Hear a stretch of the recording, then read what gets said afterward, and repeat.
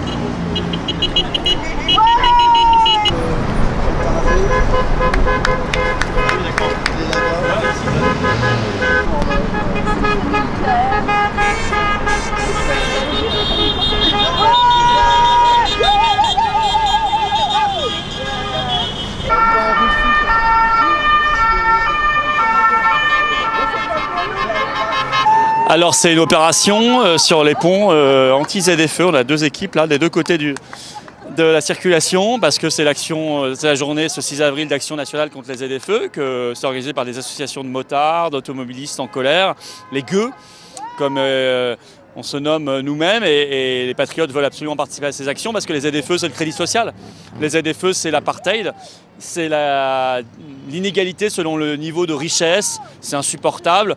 Et puis nous on explique, on va au fond des choses, on explique que tant qu'on est dans l'Union européenne, en fait tout ce système-là, ZFE, nous est imposé.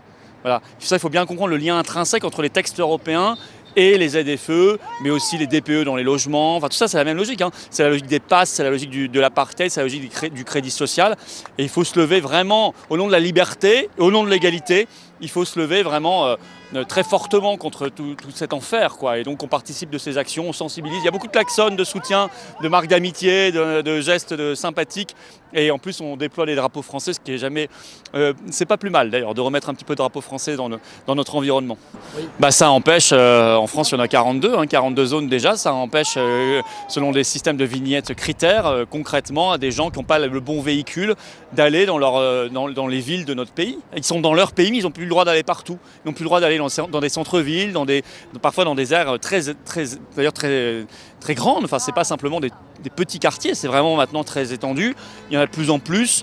Il y a maintenant 14 pays de l'Union européenne qui ont déjà mis en place, il y en a de plus en plus. On a dit l'Allemagne a arrêté, c'est pas vrai. L'Allemagne en a supprimé moins d'un tiers, mais il en reste 40. Parce que, encore une fois, c'est complètement lié aux objectifs fixés, objectifs contraignants fixés par l'Union européenne.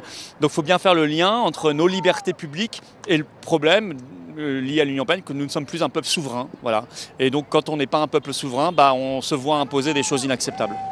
Ah bah, j'imagine qu'ils ont quand même des dérogations, enfin j'espère, ou alors on en est vraiment arrivé très très loin, mais on peut imaginer que dans la vie vous avez un moment besoin de votre véhicule et pourtant vous n'êtes pas un professionnel, vous n'avez pas les exemptions, les exceptions, et vous n'aurez pas le droit de circuler, vous n'aurez pas le droit d'aller voir un proche, vous n'aurez pas le droit de vous déplacer sur un lieu pourtant vital peut-être pour vous, ou très nécessaire, où vous êtes attendu.